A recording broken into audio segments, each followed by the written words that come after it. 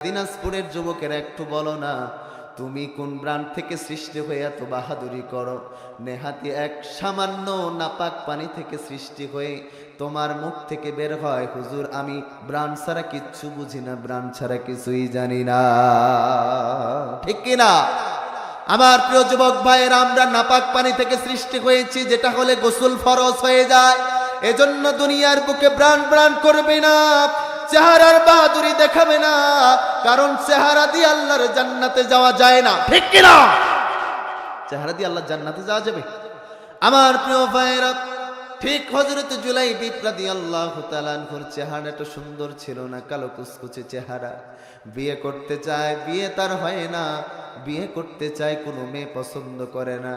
আল্লাহ রাসূলের দরবারে গিয়ে বলছেন, ইয়া রাসূলুল্লাহ, আমার মা নাই, বাবা নাই, আপনি আমার মা, আপনি আমার বাবা। ইয়া রাসূলুল্লাহ, আমার মা যদি থাকতো, আমার বাবা যদি থাকতো, আজকে আমার বিয়ের উপযুক্ত বয়স হয়েছে, আমার মা বাবা আমার বিয়ের বন্দোবস্ত করে দিত। ইয়া রাসূলুল্লাহ, আপনি আমার অভিভাবক, একটা মেয়ে দেখেন, আমার জন্য বিয়ের বন্দোবস্ত করে দেয়। আল্লাহ রাসূল সাল্লাল্লাহু আলাইহি সাল্লাম বললেন, ঠিক আছে, তোমার বিয়ের বন্দোবস্ত করব আমি, টেনশন করো না। একজন আনসারী সাহাবী রাসূলুল্লাহর কাছে আসলেন। আনসার যাদেরকে বলা হয়, যারা মদিনায় হিজরতকারী ব্যক্তিদেরকে, হিজরত যারা করেছেন তাদেরকে মুহাজির বলা হয়, যারা আশ্রয় দিয়েছেন তাদেরকে আনসার বলা হয়। তৎকালীন সময় মদিনার বুকে একজন ধনাঢ্য আনসারী ব্যক্তি রাসূলুল্লাহর দরবারে আসলেন।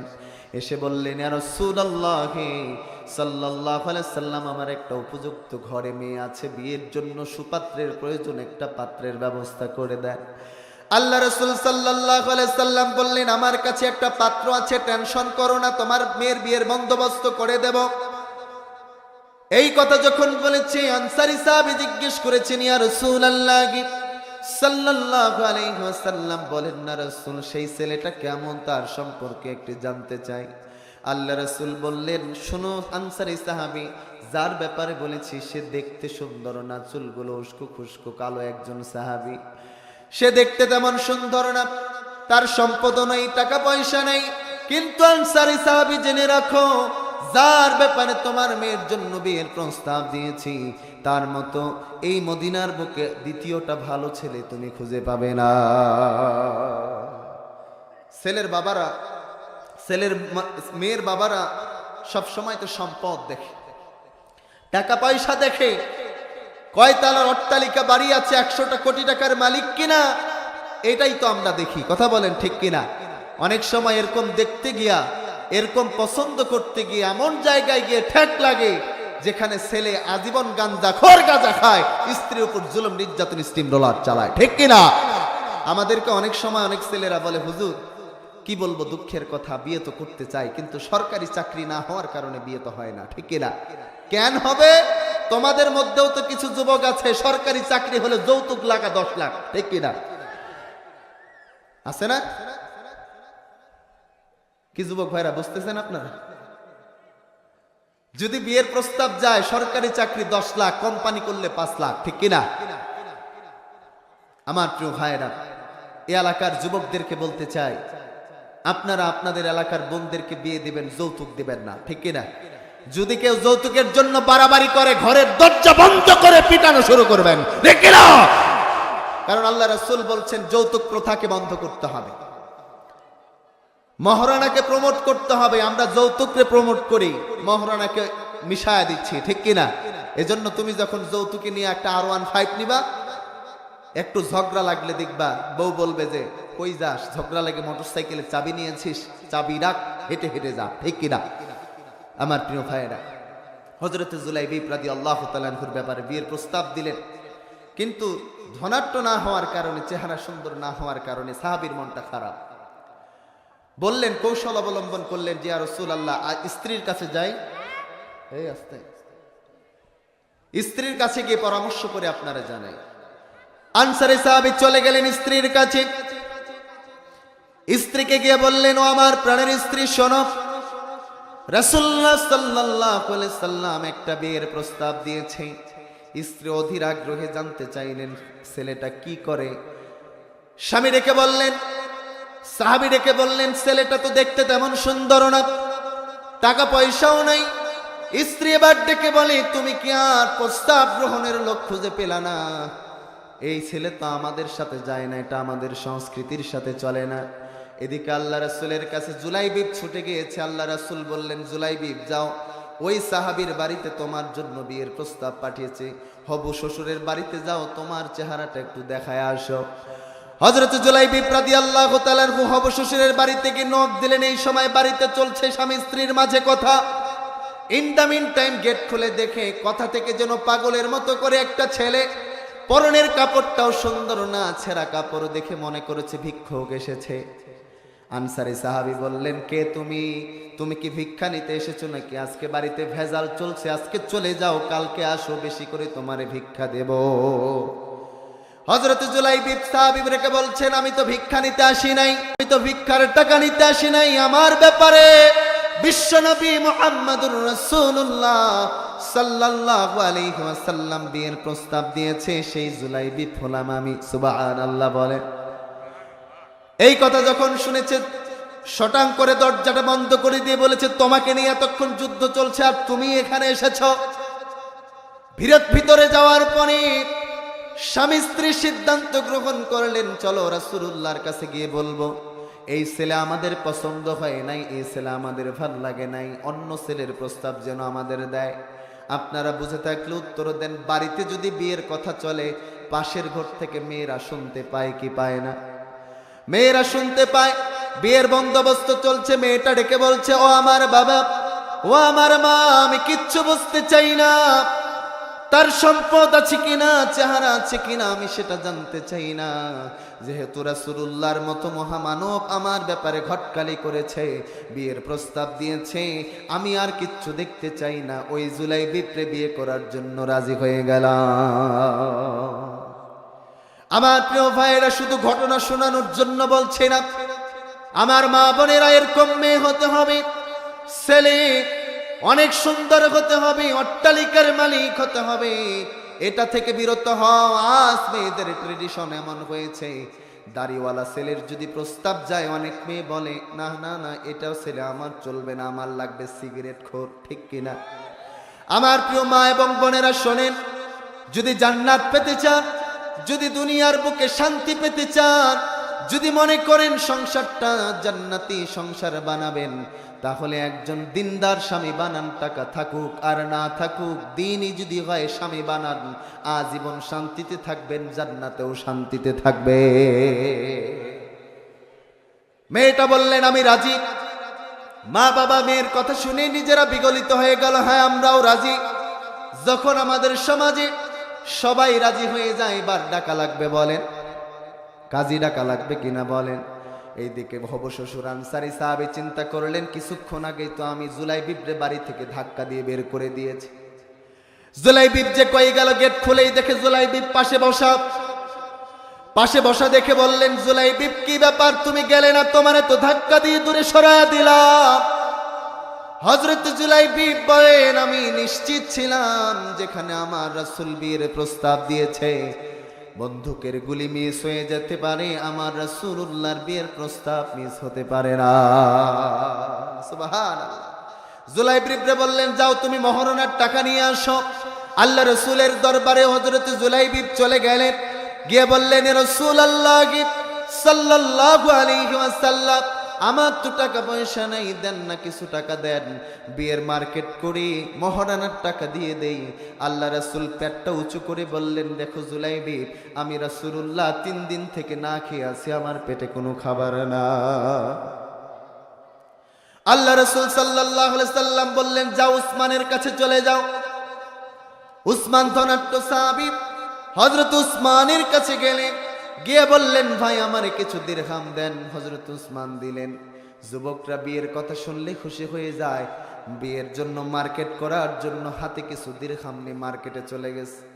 মার্কেটে গেছে যখন কিনবেন, দামিন টাইম কে যেন বাজারের মধ্যে দিয়ে এলান দিয়ে যাচ্ছে, ইসলাম শেষ হয়ে গেল, দিন শেষ হয়ে গেল, ইসলামের উপর আঘাত আসতে শুরু হয়েছে, জিহাদের ময়দানে যেতে হবে। হযরত জুলাইবিব রাদিয়াল্লাহু তাআলা আনহু যখন শুনলেন জিহাদের কথা, ইসলাম বিপন্ন হয়ে যায়, হযরত জুলাইবিব চিন্তা করলেন, আমার মতো যুবক বেঁচে থাকতে যদি ইসলাম বিপন্ন হয়ে যায়, তাহলে আল্লাহর দরবারে কি জবাব দেব? আল্লাহর দরবারে কি বলবো? বেঁচে থাকলে বিয়ে করা যাবে না, না না, বিয়েটা আগে জরুরি না, আমি জিহাদের ময়দানে জিহাদ করতে যেতে চাই। আমার প্রিয় ভাইরা, বলছিলাম ঈমান কেমন হওয়া দরকার শোনেন একবার। হযরত জুলাইবিব রাদিয়াল্লাহু তাআলা আনহু মার্কেট করার টাকা দিয়ে একটা তরবারি ক্রয় করলেন। তরবারি ক্রয় করে জিহাদের ময়দানের দিকে রওনা হয়ে গেলেন। জিহাদের ময়দানের দিকে যাবেন। যেতে যেতে জিহাদের ময়দানে যখন উপনীত হলেন, জিহাদের ময়দানে অংশগ্রহণ করে জিহাদ তিনি করলেন। ঘোষণা চলে আসলো, মুসলমানদের বিজয় হলো, সুবহানাল্লাহ বলেন। এদিক সাহাবীরা খোঁজাখুঁজি করে, আজকে তো জুলাইবিবের বিয়ে হওয়ার কথা, জুলাইবিব কই, জুলাইবিব কই? আল্লাহ রাসূল বলে, আমার পাগলাটা কোথায়? যেই পাগলাটা দ্বীন ইসলাম গ্রহণ করবার জন্য, ঈমান আনবার জন্য বাড়ি ছেড়েছে, ঘর ছেড়েছে, সম্পদ ত্যাগ করে এসেছে, পাগলাটা কোথায়? সাহাবীরা খুঁজতে শুরু করলেন। সাহাবীরা জিহাদের ময়দানে এক পাশ থেকে খুঁজতে খুঁজতে দেখে এক পাশে জুলাইবিবের কাটা হাতটা পড়ে আছে, শরীর থেকে পাটা এক সাইডে পড়ে আছে, মাথাটা আলাদা হয়ে পড়ে আছে। সাহাবায়ে কেরামরা চিৎকার মেরে কাঁদলেন, চিৎলায় বললেন, জুলাইবিব, হায় হায় জুলাইবিব, আজকে জুলাইবিবের বিয়ে। বিশ্ব নবীরে ডেকে বললেন, ইয়া রাসূলুল্লাহ, আপনার জুলাইবিবকে দেখবেন তা আসেন। আল্লাহ রাসূল যখনই দেখেছেন, হাঁটুটা মাটির সাথে গেড়ে দিয়েছেন, দিয়ে চোখের পানি অঝরে ছাড়তে শুরু করে দিয়েছেন, আর বলতে শুরু করলেন, জুলাইবিবের তো আজকে বিয়ে হওয়ার কথা ছিল। জুলাইবিব দিনকে ভালোবেসে, ইসলামকে ভালোবেসে শাহাদাত বরণ করে দুনিয়া থেকে বিদায় নিয়েছে।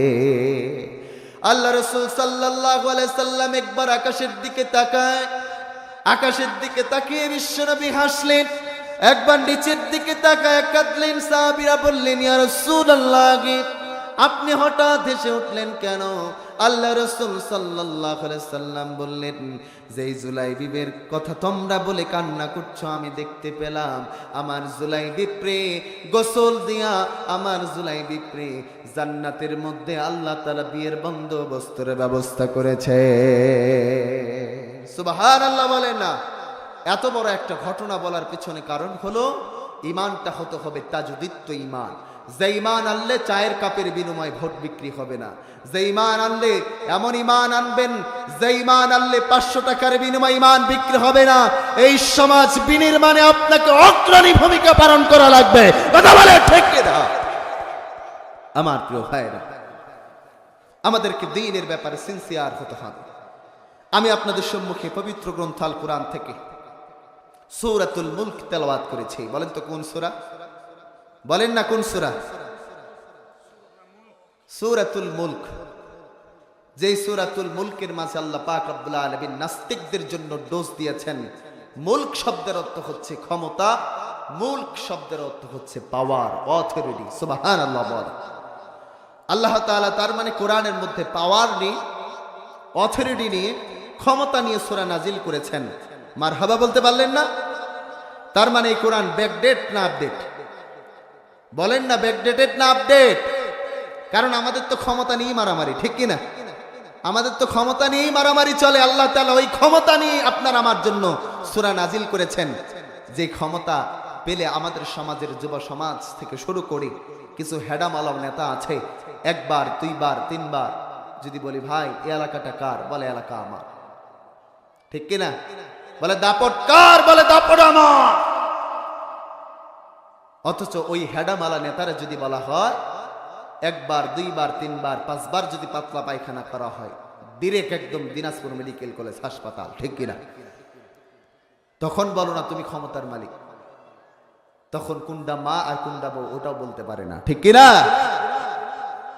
আমার প্রিয় ভাইয়েরা, এই ক্ষমতার বাহাদুরি করা যাবে না, ক্ষমতা নিয়ে অহংকার করা যাবে না। কারণ যারা বলতো ক্ষমতা আমার, দাপট আমার, তাদের চেলা চামুন্ডা পর্যন্ত আর নাই। কথা বলে ঠিক কিনা? যারা বলতো 41 সালের আগে ক্ষমতার চেয়ার ছাড়বো না, তারা বলতো ভালো হয়ে যাও মাসুদ। ঠিক কিনা? শুনছেন আপনারা এই ডায়লগ? কে বলতো? ভালো হয়ে যাও মাসুদ তুমি, এই কথা কে বলবে আর? পালিয়ে গেছে কাওয়া কাদের, কেউ জানি না খবর তার, কেউ জানি না খবর তার। ঠিক কিনা বলেন? ফখরুল সাহেবরে বলতো, ফখরুল সাহেব আপনার বাড়িতে কি জায়গা হবে? আমার প্রিয় ভাইয়েরা, আবার মাঝে মধ্যে ওদিক থেকে দিল্লি থেকে সংবাদ মাধ্যমে ভেসে ওঠে, টেনশন করো না, আমরা আসতেছি, টুক করে চলে আসবো।